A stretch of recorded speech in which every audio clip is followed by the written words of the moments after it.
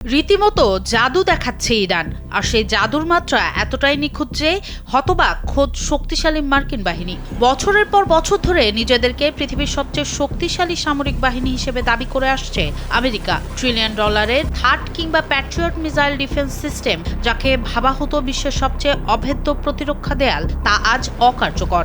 মার্কিন সেনাদের মুখেই এখন বিস্ময়ের সুর। মাঝ আকাশে হঠাৎ দিক বদলে ফেলা ইরানি মিসাইলের সামনে দাঁড়িয়ে আমেরিকান সেনারা স্বীকার করতে বাধ্য হচ্ছেন, তারা জানতেই পারছেন না ক্ষেপণাস্ত্রটি ঠিক কোথায় আঘাত হানবে। যুদ্ধক্ষেত্র থেকে উঠে আসা এমন দাবি এখন বিশ্বজুড়ে জন্ম দিয়েছে তুমুল আলোচনার। বিশ্বসেরা প্রযুক্তির অজেয় অহংকার চূর্ণ করে ইরান কি তবে বদলে দিচ্ছে আধুনিক যুদ্ধের মূল সমীকরণ? আল জাজিরার প্রতিবেদনে উঠে এসেছে এসব তথ্য।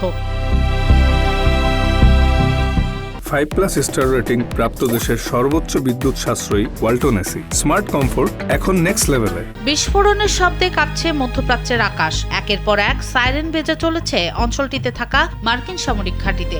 কিন্তু অবাক করা বিষয় হলো, মার্কিন সেনারা আন্দাজ করতে পারছে না কোথায় আঘাত হানবে ইরানের নিক্ষেপ করা ক্ষেপণাস্ত্র। তাদের দাবি, প্রাথমিক অবস্থায় পাওয়া যায় ক্ষেপণাস্ত্রটির সম্ভাব্য আঘাতের তথ্য, তবে এর পরেই ঘটে চমকপ্রদ ঘটনা। উড্ডয়নের সময় বারবারই গতিপথ পরিবর্তন করে ক্ষেপণাস্ত্রগুলো।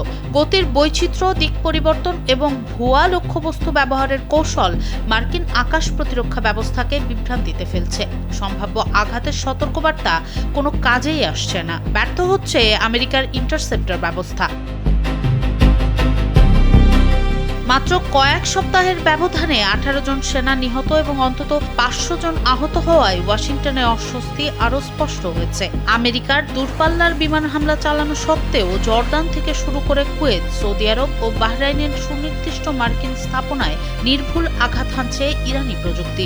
যেখানে প্রায় 50,000 মার্কিন সেনা অপেক্ষাকৃত আধা স্থায়ী শিবিরে অবস্থান করছে, সেখানে এমন এক ক্ষেপণাস্ত্র হামলা শুধু ক্ষয়ক্ষতি বাড়াচ্ছে না, তৈরি করছে ট্রমাটিক ব্রেইন ইনজুরির মতো মারাত্মক স্বাস্থ্য ঝুঁকি।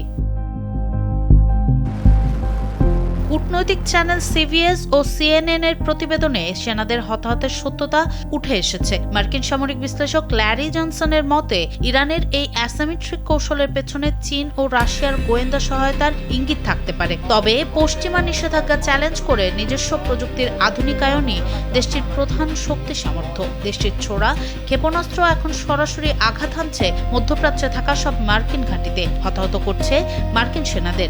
আন্তর্জাতিক সংবাদ মাধ্যম সিএনএন প্রতিবেদনে দাবি করা হয়, গেল 2 সপ্তাহে শতাধিক মার্কিন সেনা হতাহত করতে সক্ষম হয়েছে ইরান। আর এক্ষেত্রে নিজেদের প্রতিরক্ষায় কিছুই করতে পারছে না আমেরিকা। খোদ মার্কিন সেনারাই বলছে, অকার্যকর হয়ে পড়েছে আমেরিকার প্রতিরক্ষা ব্যবস্থা। তবে মার্কিন কাউন্টার টেররিজম ডিপার্টমেন্টের সাবেক প্রধান জো কেন্ট বলছেন ভিন্ন কথা। তার দাবি, চীনের কাছে এমন প্রযুক্তি আছে কিনা সেটি এখনো কেউ জানে না। এমনকি রাশিয়াকেও কখনো এমন প্রযুক্তি ব্যবহার করতে দেখা যায়নি। তাহলে এমন সক্ষমতা কিভাবে অর্জন করলো ইরান?